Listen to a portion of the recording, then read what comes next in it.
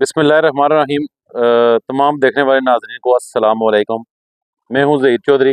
आज का वीलॉग जो है वो दो तीन अहम इश्यूज़ पे जो है वो बड़ा ज़रूरी है। एक तो ये दूध बल्दिया का में जो है बल्दिया को जो है ना वो ज़िला कौंसल ने अपनी दूध में किसी किस्म का टैक्स लेने से जो है वो रोक दिया है, ठीक है।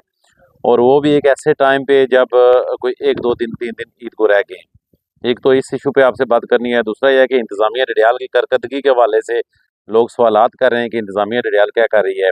और तीसरा हुकूमती कारकर्दगी पे। तो मैं कोशिश करूंगा कि 2-3 मिनट में जो है अपनी बात आपको समझा सकूं।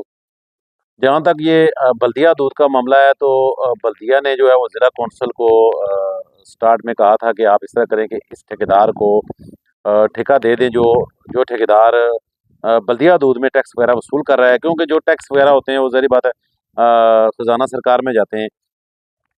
तो उस पे मेरे ख्याल में इनकी बात चली है। बाद में फिर इसमें इशू ये बना है कि जो ठेकेदार हैं, एक ठेकेदार को ठेका मिलना चाहिए था, दूसरे को नहीं मिलना चाहिए था। ठेकेदारों की आपस की जो लड़ाई थी वो दोनों इदारों को आमने सामने ले आई है। और इस वक्त पोजीशन ये बनी है कि फिर अब बल्दिया ने ये किया है कि बल्दिया जो है वो उन्होंने फिल वक्त ये कह दिया है कि हम ज़िला कौंसिल के दूध से टैक्स वसूल नहीं करेंगे।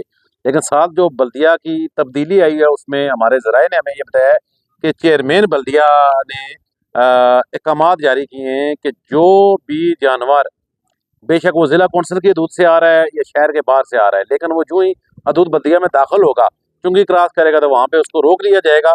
और वहाँ पे जो है वो उसकी जो जितनी वैल्यू है उसकी कीमत वसूल की जाएगी। पहले मरहले में तो बल्दिया ने मुफाहमत का मुजाहरा मेरे ख्याल में किया है कि उन्होंने पहले वो ज़िला कौंसिल से वसूली कर रहे थे अम्ब और यो नाग ये दूध जो शहर के साथ है, इसमें वो वसूली वगैरह कर रहे थे टैक्स की। लेकिन इस वक्त जो है वो चूँकि ज़िला कौंसिल ने इस पर पाबंदी लगा दी है कोई 2-3 दिन पहले।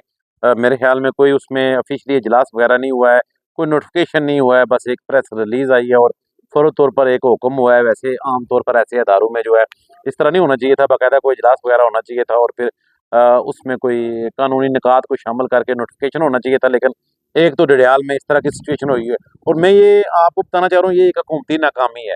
दोनों अदारे ज़िला कौंसल भी हुकूमत आज़ाद कश्मीर हुकूमत के अंडर आ रहे हैं और बल्दिया डडियाल भी। और ये चूंकि सिर्फ ज़िला कौंसिल और बल्दिया का मामला बना है डडियाल में, तो यहाँ पे इधर पता है वज़ीर हुकूमत की जो है वो शहर पे नज़र नहीं है, हल्का 11 पे उनकी नज़र नहीं है। तो हल्का 11 में इस तरह के मसाइल बन रहे हैं। दूसरा मामला इन मसाइल पे आने वाले दिनों में मजीद भी आगे मामला जाएंगे। दूसरा मसला इंतज़ामिया का आ गया है।